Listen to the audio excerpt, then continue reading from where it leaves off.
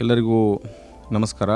ಇವತ್ತು ಕೃಷಿ ಇಲಾಖೆ ಮತ್ತು KLE ವೇಣುಧ್ವನಿ ಮುಖಾಂತರ ಇವತ್ತು ರೈತ ಬಾಂಧವರಿಗೆ ವಿಶೇಷವಾದಂತಹ ಸಲಹೆ ಕೊಡಲಿಕ್ಕೆ ಇವತ್ತೊಂದು ದಿವಸ ಕಾರ್ಯಕ್ರಮ ಮಾಡ್ತಾ ಇದ್ದೇವೆ. ಮೊಟ್ಟ ಮೊದಲಿಗೆ ನಾನು ಎಲ್ಲ ರೈತ ಬಾಂಧವರ ಪರವಾಗಿ ಮತ್ತು ಕೃಷಿ ಇಲಾಖೆ ಪರವಾಗಿ ವೇಣುಧ್ವನಿ ಎಲ್ಲ ಅಧಿಕಾರಿಗಳಿಗೆ ನಾನು ಅಭಿನಂದನೆ ಸಲ್ಲಿಸಲಿಕ್ಕೆ ಬಯಸ್ತೇನೆ. ಇವತ್ತು ತಾವು ಕೇಳಿದ್ದು ಖೇತ್ ಬಚಾವೋ ಬಗ್ಗೆ ತಾವು ಕೇಳಿದ್ರಿ.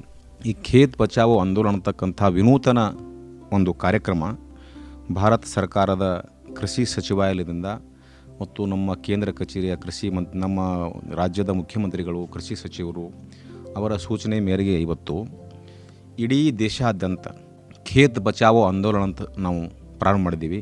ಕೃಷಿ ಇಲಾಖೆಯ ನೇತೃತ್ವದಲ್ಲಿ ಕೃಷಿ ವಿಜ್ಞಾನ ಕೇಂದ್ರಗಳು ಮತ್ತು ನಮ್ಮ ಯೂನಿವರ್ಸಿಟಿ ಎಲ್ಲ ಸೈಂಟಿಸ್ಟು ಎಲ್ಲ ಕೂಡಿ ಒಂದು ತಿಂಗಳ ಪರ್ಯಂತ ಜೂನ್ 1ರಿಂದ ಜೂನ್ 30ರವರೆಗೆ ಬೆಳಗಾವಿ ಜಿಲ್ಲೆಯೊಳಗೆ ಎಲ್ಲ ಗ್ರಾಮ ಪಂಚಾಯಿತಿಗಳು ಮತ್ತು ಎಲ್ಲ ದೊಡ್ಡ ದೊಡ್ಡ ಹಳ್ಳಿಗಳಲ್ಲಿ ನಾವೇ ವಿಜ್ಞಾನಿಗಳು, ಅಧಿಕಾರಿಗಳು ಸ್ವತಃ ಹಳ್ಳಿಗೆ ಹೋಗಿ ಇವತ್ತು ಖೇತ್ ಬಚಾವೋ ಆಂದೋಲನದ ಬಗ್ಗೆ ಅರಿವು ಮೂಡಿಸ್ತಕ್ಕಂಥ ಕಾರ್ಯಕ್ರಮ ಮಾಡ್ತಾಯಿದ್ದೀವಿ. ಅದರ ಉದ್ದೇಶ ಏನಪ್ಪ ಅಂತಂದ್ರೆ, ಇವತ್ತಿನ ದಿವಸ ಏನಾಗಿದೆ, ಕ್ರಮೇಣ ಈ ಭೂಮಿಯ ಫಲವತ್ತತೆ ನಾವು ಕಳ್ಕೊತಾ ಇದ್ದೀವಿ. ಭೂಮಿ ತಾಯಿ ಇವತ್ತು ಆಕಿ ಆರೋಗ್ಯ ಕಡಿಮೆ ಆಕೋತ ಹೊಂಟದ. ಇವತ್ತಿನ ದಿವಸ ನಾವು ಒಂದು ಸನ್ನಿವೇಶ ನೋಡ್ತಾ ಇದ್ದೀವಿ. Our soil is in coma, ಆ ಸ್ಟೇಜಿಗೆ ನಾವು ಬಂದಿದ್ದೆವು. ಹಾಗಾಗಿ ಹೀಗೇನೆ ನಾವು ರಾಸಾಯನಿಕ ಗೊಬ್ಬರಗಳ ಬಳಕೆ, ಅತಿಯಾದ ಕ್ರಿಮಿನಾಶಕಗಳ ಬಳಕೆ ಮಾಡಿಕೊಂಡು ನಾವು ಭೂಮಿ ತಾಯಿಯನ್ನು ಕಳ್ಕೋತೇವೆ ಅನ್ನತಕ್ಕಂಥ ಆತಂಕದಲ್ಲಿರೋದ್ರಿಂದ ಇವತ್ತು ಸರ್ಕಾರದ ವತಿಯಿಂದ ಕೃಷಿ ಇಲಾಖೆ ನೇತೃತ್ವದಲ್ಲಿ ಅಭಿಯಾನ ರೂಪದಲ್ಲಿ ಮಾಡ್ತಾ ಇದ್ದೇವೆ.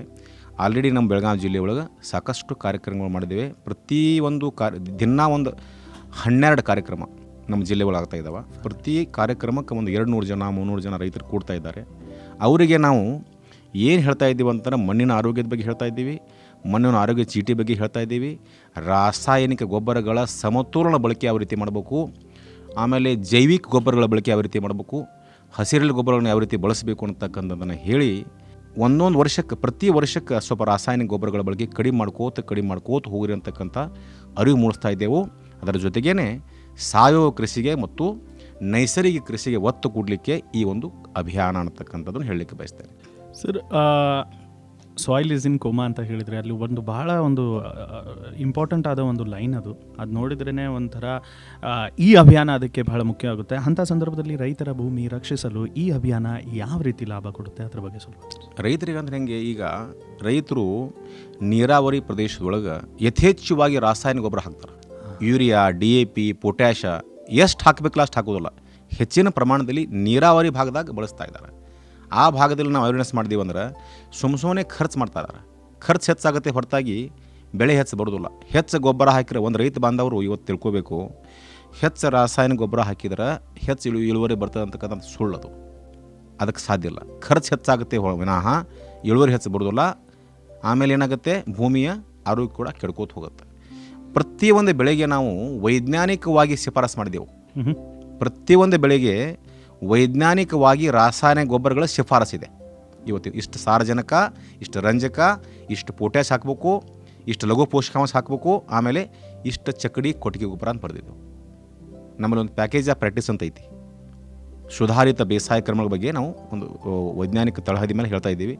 ಅಷ್ಟೇ ಹಾಕಬೇಕು ಅವರು. ಸೊ ಅದರ ಬಗ್ಗೆ ಇದ್ರಾಗ ಒತ್ತು ಕೊಡ್ತಾ ಇದ್ದೀವಿ. ಆಮೇಲೆ ರಾಸಾಯನಿಕ ಗೊಬ್ಬರದ ಭರಾಟೆ ಒಳಗೆ ರೈತರು ಇವತ್ತಿನ ದಿವಸ ಆರ್ಗ್ಯಾನಿಕ್ ಫಾರ್ಮಿಂಗ್ ಏನಿದೆಯಲ್ಲ, ಸಾವಯವ ಕೃಷಿ, ಆಮೇಲೆ ಹಸಿರೆಲೆ ಗೊಬ್ಬರ, ಈ ಬಯೋ ಫರ್ಟಿಲೈಸರ್ ಮರ್ತೇ ಬಿಟ್ಟಾರ. ಕಡಿಮೆ ಖರ್ಚು ಮಾಡ್ಬೇಕು. ಅದಕ್ಕೆ 100 ರೂಪಾಯಿ ಖರ್ಚು ಮಾಡ್ಬೇಕು ಅಷ್ಟೇ. ಅದಕ್ಕೆ ಒಂದು 100 ರೂಪಾಯಿ ಖರ್ಚು ಮಾಡಿದ್ರೆ 2,000 ರೂಪಾಯಿ ಅವಂಗೆ ಹೆಚ್ಚುವರಿ ಆದಾಯ ಬರ್ತಾ ಇದೆ. ಆ ಒಂದು ಪಾಯಿಂಟಿಗೆ ನಾವು ಒತ್ತು ಕೊಟ್ಟು ಈ ಖೇತ್ ಬಚಾವೋ ಆಂದೋಲನದಲ್ಲಿ ಹೇಳ್ತಾ ಇದ್ದೀವಿ. ರಾಸಾಯನಿಕ ಗೊಬ್ಬರದ ಬಳಕೆ ಕ್ರಮೇಣ ಕಡಿಮೆ ಮಾಡಬೇಕಾಗಿದೆ. ಆಮೇಲೆ ನೋಡಿ, ಯೂರಿಯಾ ಗೊಬ್ಬರ, DAP ಮತ್ತು ಪೊಟ್ಯಾಷ್. ಯೂರಿಯಾದಲ್ಲಿ ಸಾರಜನಕ ಇರ್ತದೆ, DAP ಒಳಗೆ ರಂಜಕ ಇರ್ತದೆ, ಇನ್ನೊಂದು ಫಾಸ್ಫರಸ್. ಈ 3 ಗೊಬ್ಬರ ರೈತರಿಗೆ ಗೊತ್ತಿರೋದು. ಇವು 3 ನ್ಯೂಟ್ರಿಯೆಂಟ್ಸ್ ಕೊಡ್ತಾ ಇದ್ದಾರೆ ಅವರು. ಒಂದು ಬೆಳೆ ಹುಲಸಾಗಿ ಬೆಳಿಬೇಕಾಗಿತ್ತು ಅಂದರೆ 16 ಥರ ಪೋಷಕಾಂಶಗಳು ಬೇಕಾಗ್ಯಾವ. 16 ಥರ ಪೋಷಕಾಂಶಗಳ ಹಾಕಬೇಕಾಗಿತ್ತಂದ್ರೆ 16 ಥರ ಗೊಬ್ಬರ ಹಾಕಬೇಕು. ಈ 16 ಪೋಷಕಾಂಶಗಳು ಒಂದರಾಗೆ ಇರ್ತಾವೆ. ಎದರಾಗಿರ್ತಾವಂದ್ರೆ ಸಾವಯವ ಪದಾರ್ಥ ಆಗಿರ್ತಾವೆ. ಒಂದು ಹಾಕಿಬಿಟ್ರೆ ಸಾಕು, ಸಗಣಿ ಗೊಬ್ಬರ, ಎರೆಹುಳು ಗೊಬ್ಬರ ಹಾಕಿದ್ರೆ ಸಾಕು, ಎಲ್ಲ ಸಿಗ್ತಾವೆ ಅದ್ರಾಗ. ಮತ್ತು ರೈತರು ಮಾಡಬೇಕು ಬೇಡ? ಅದಕ್ಕಾಗಿ ಈ ರಾಸಾಯನಿಕ ಗೊಬ್ಬರ ನಾವೇನು ಇಮಿಡಿಯೇಟ್ಲಿ ರಾಸಾಯನಿಕ ಕೃಷಿ ಬಿಡುತ್ತೆ ಹೇಳ್ತಾ ಇಲ್ಲ. ಕ್ರಮೇಣ 1ನೇ ವರ್ಷ 25% ಕಡಿಮೆ ಮಾಡಿರಪ್ಪ, 2ನೇ ವರ್ಷ ಒಂದು 30-40% ಕಡಿಮೆ ಮಾಡಿರಿ, 3ನೇ ವರ್ಷ ಅಷ್ಟು ಕಡಿಮೆ ಮಾಡಿರಿ, ಒಂದು 5 ವರ್ಷ ಕಡಿಮೆ ಮಾಡ್ಕೋತ ಹೋದ್ರೆ ರಾಸಾಯನಿಕ ಗೊಬ್ಬರಗಳ ಬಳಕೆ ಕಡಿಮೆ ಮಾಡಬೇಕು, ಈ ಕಡೆ ಸಾವಯವ ಪದಾರ್ಥಗಳನ್ನು ಹೆಚ್ಚು ಮಾಡ್ಕೋತ ಹೋಗ್ಬೇಕು. ಅವಾಗ ಬ್ಯಾಲೆನ್ಸ್ ಆಗಿ ಭೂಮಿಯ ತಾಯಿ ಕೂಡ ಉಳಿತಾಳ, ಭೂಮಿಯ ಫಲವತ್ತತೆ ಕೂಡ ಉಳಿತದ. ಆಮೇಲೆ ಆರ್ಗ್ಯಾನಿಕ್ ಕಾರ್ಬನ್ ಅಂತಿದೆ ಎಸ್ ಸರ್. ಈ ಭೂಮಿ ಒಳಗರಿ ಸಾವಯವ ಇಂಗಾಲದ ಪದಾರ್ಥ, ಅದು 0.6 ಮೇಲೆ ಇರಬೇಕು. ವೈಜ್ಞಾನಿಕವಾಗಿ 0.6 ಮೇಲೆ ಇರ್ತಾರೆ ಒಳ್ಳೆ ಭೂಮಿ ಅಂತ ಹೇಳ್ತಿರ್ತೀವಿ.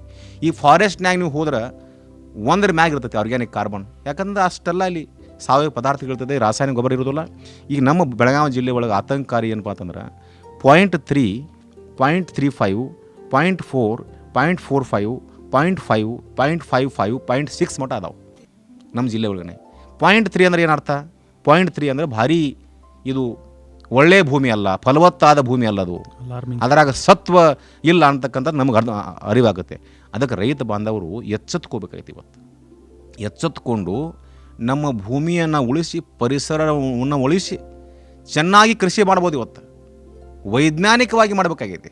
ಅದಕ್ಕಾಗಿ ಆ ವೈಜ್ಞಾನಿಕ ಕೃಷಿಗೆ ಈ ಒಂದು ಖೇತ್ ಬಚಾವ್ ಆಂದೋಲನಕ್ಕೆ ನಾವು ಒತ್ತು ಕೊಡ್ತಾ ಇದ್ದೇವೆ. ಅಂಥ ಸಂದರ್ಭದಲ್ಲಿ ಪ್ರಶ್ನೆ ಬರುತ್ತೆ, ರೈತರು ಎಷ್ಟು ಅವೇರ್ ಆಗಿದ್ದಾರೆ ಈ ಒಂದು ಅಭಿಯಾನದ ಕುರಿತು? ಅವೇರ್ ಅಷ್ಟೇ ಇಲ್ಲ, ಅದನ್ನು ಅಳವಡಿಸ್ಕೊಳ್ತಾ ಇದ್ದಾರೆ ಎಷ್ಟು? ಅದ್ರ ಬಗ್ಗೆನೂ ಸ್ವಲ್ಪ ತಿಳಿಸು. ಅಳವಡಿಸ್ಕೊತಾರೆ ರೈತರು.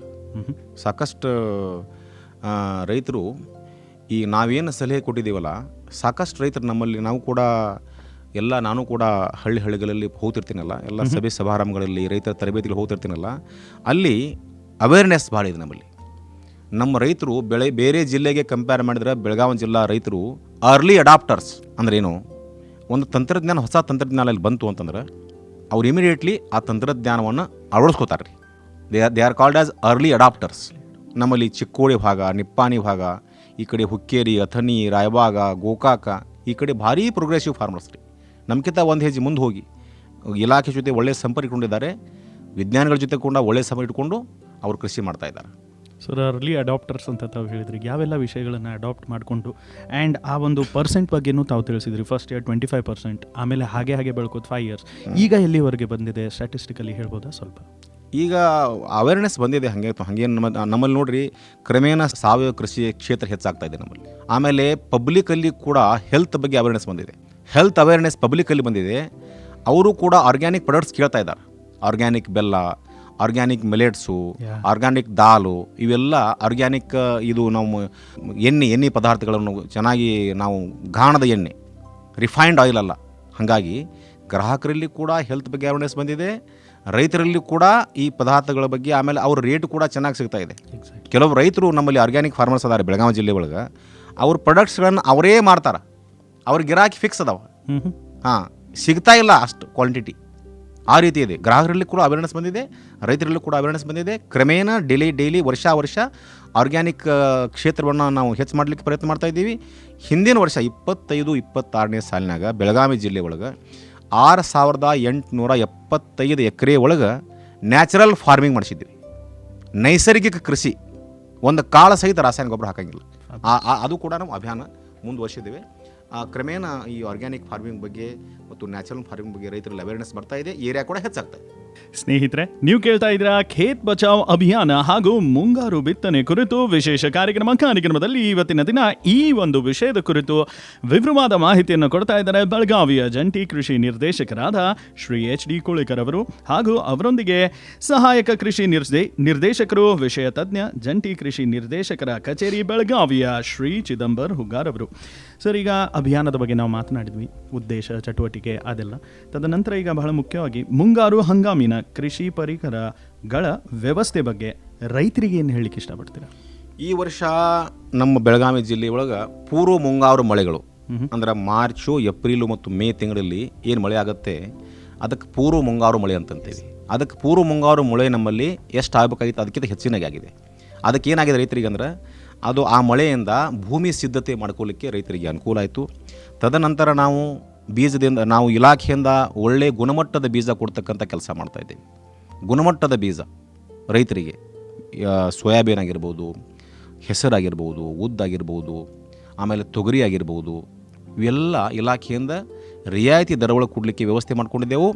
ಬೆಳಗಾವಿ ಜಿಲ್ಲೆ ಒಳಗೆ 35 ರೈತ ಸಂಪರ್ಕ ಕೇಂದ್ರಗಳು, ಆಮೇಲೆ ಇನ್ನೂ ಉಳಿದ 139 ಹೆಚ್ಚುವರಿ ಕೇಂದ್ರಗಳ ಸುಮಾರು 174 ಕೇಂದ್ರಗಳಲ್ಲಿ ಸಾಕಷ್ಟು ಇವತ್ತಿನ ದಿವಸ 40,000 ಕ್ವಿಂಟಲ್ ದಾಸ್ತಾನು ಮಾಡಿದೆವು.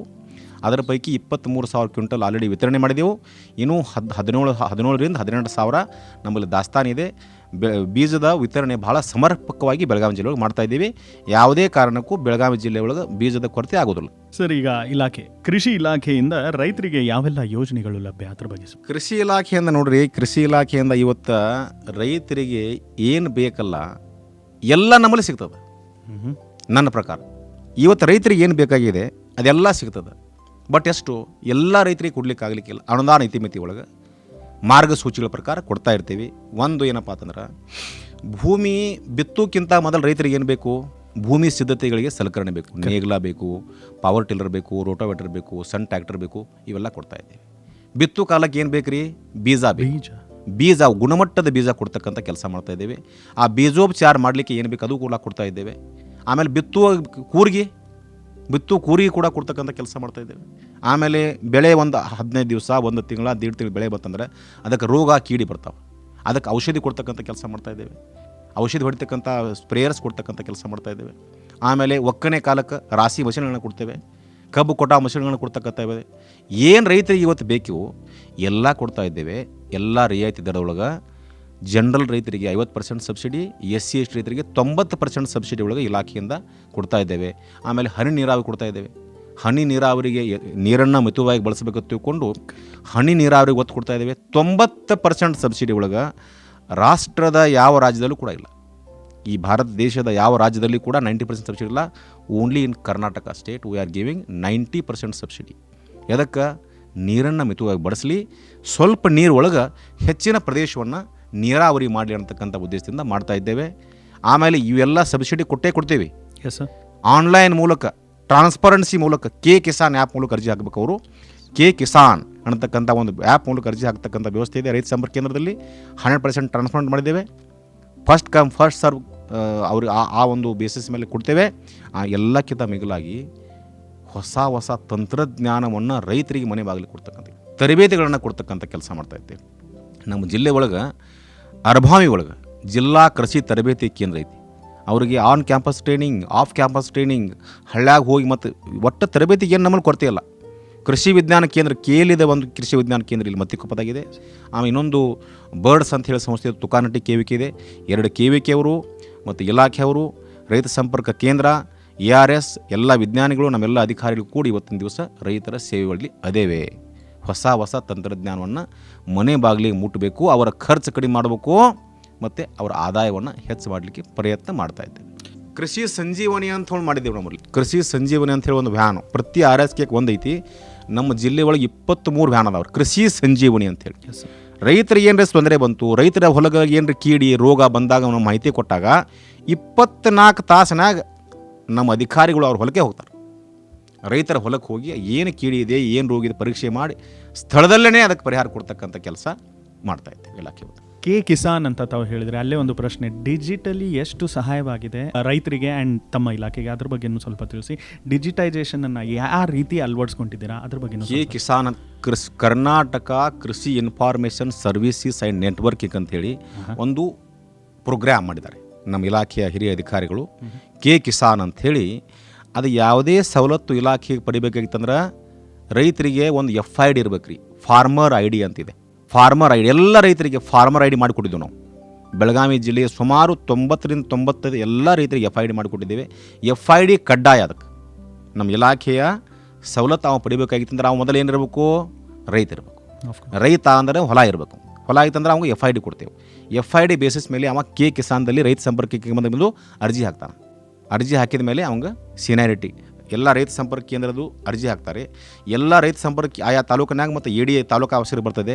ಆ ತಾಲೂಕು ಆಫೀಸರ್ ಸೀನಿಯಾರಿಟಿ ಪ್ರಕಾರ ಅವರು ವರ್ಕ್ ಆರ್ಡರ್ ಕೊಟ್ಟು ನಮ್ಮ ಸವಲತ್ತುಗಳನ್ನು ಕೊಡ್ತಕ್ಕಂಥದ್ದು. ಡಿಜಿಟೈಸೇಷನ್ಗೆ ನಾವು ಒತ್ತು ಕೊಟ್ಟಿದ್ದೇವೆ.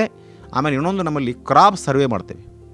ಬೆಳೆಗಳನ್ನು ಸರ್ವೆ ಮಾಡ್ತಕ್ಕಂಥದ್ದು ಪ್ರತಿ ಹೊಲಕ್ಕೆ ಹೋಗಿ ಮೊಬೈಲ್ ಆ್ಯಪ್ ಮೂಲಕ, ಅದು ಕೂಡ ದೇಶದಲ್ಲಿ ಮಾದರಿನೇ ಮಾಡಿದ್ದೀವಿ. ಅದು ಕೂಡ ಕ್ರಾಪ್ ಸರ್ವೆ ಕೂಡ ದೇಶದಲ್ಲಿ ಮಾದರಿ. ಆ ರೈತ ಅವನ ಹೊಲದಲ್ಲಿ ಏನು ಬೆಳೆ ಬೆಳೆದಿದ್ದಾನೆ ಅವನೇ ಸೆರೆ ಹಿಡಿದು ಅವನ ಮೊಬೈಲ್ದಾಗ ಅಪ್ಲೋಡ್ ಮಾಡ್ಬೋದು. ಕ್ರಾಪ್ ಸರ್ವೆ ಕೂಡ ಡಿಜಿಟೈಸ್ ಮಾಡಿದ್ದೀವಿ. ಆಮೇಲೆ ಕಿಸಾನ್ದಲ್ಲಿ ಟ್ರಾನ್ಸ್ಪರೆನ್ಸಿ ತರಲಿಕ್ಕೆ ಒತ್ತು ಕೊಟ್ಟಿದ್ದೀವಿ. ಡಿಜಿಟೈಸೇಷನ್ಗೆ ಕೃಷಿ ಇಲಾಖೆಯಲ್ಲಿ ಇವತ್ತು ಒತ್ತು ಕೊಟ್ಟಿದ್ದೇವೆ ಅನ್ನತಕ್ಕಂಥದ್ದನ್ನು ಹೇಳಕ್ಕೆ ಬಯಸ್ತೇನೆ. ಧ್ವನಿ ಧ್ವನಿ ಇದು ನಮ್ಮ ಧ್ವನಿ, ಕೇಳಿ ಕನಸು ನನಸದ ವೇಣು ಧ್ವನಿ.